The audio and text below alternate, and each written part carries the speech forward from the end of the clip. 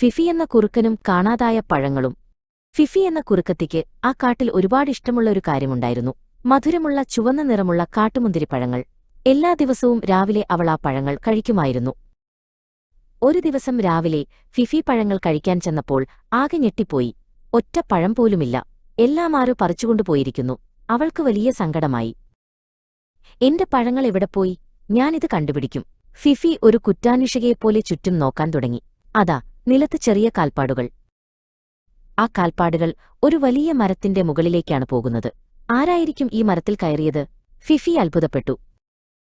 മുകളിൽ ആരെങ്കിലുമുണ്ടോ? ഫിഫി ചോദിച്ചു. അപ്പോൾ മരപ്പൊത്തിൽ നിന്ന് ഒരു കുഞ്ഞു തല പുറത്തേക്ക് വന്നു. അത് കിക്കു എന്ന അണ്ണാനായിരുന്നു. കിക്കു മരത്തിൽ നിന്നിറങ്ങി വന്നു. അവന്റെ മുഖത്ത് ഒരു കള്ളലക്ഷണമുണ്ടായിരുന്നു. അവന്റെ കവിളുകൾ വീർത്തിരുന്നു. കിക്കു, നീ എന്റെ പഴങ്ങൾ കണ്ടോ? ഫിഫി ചോദിച്ചു. കിക്കുവായ തുറന്നതും ഒരു ചുവന്ന പഴം താഴെ വീണു. ക്ഷമിക്കണം ഫിഫി, കിക്കു പറഞ്ഞു. മഞ്ഞുകാലത്തേക്ക് കരുതിവെക്കാനാണ് ഞാൻ പഴങ്ങളെല്ലാം എടുത്തത്. ഇത് നിനക്കിത്ര ഇഷ്ടമുള്ളതാണെന്ന് എനിക്കറിയില്ലായിരുന്നു. കിക്കുവിന്റെ വിഷമം കണ്ടപ്പോൾ ഫിഫിക്ക് ദേഷ്യമൊക്കെ മാറി. അവൾ പറഞ്ഞു, സാരമില്ല കിക്കു, നമുക്കീ പഴങ്ങൾ ഒരുമിച്ച് പങ്കുവയ്ക്കാം. അന്നുമുതൽ ഫിഫിയും കിക്കുവും നല്ല കൂട്ടുകാരായി. അവർ ഒരുമിച്ചിരുന്ന് ആ പഴങ്ങൾ പങ്കുവച്ചു കഴിച്ചു. പങ്കുവച്ചപ്പോൾ പഴങ്ങൾക്ക് മധുരം കൂടിയതുപോലെ തോന്നി.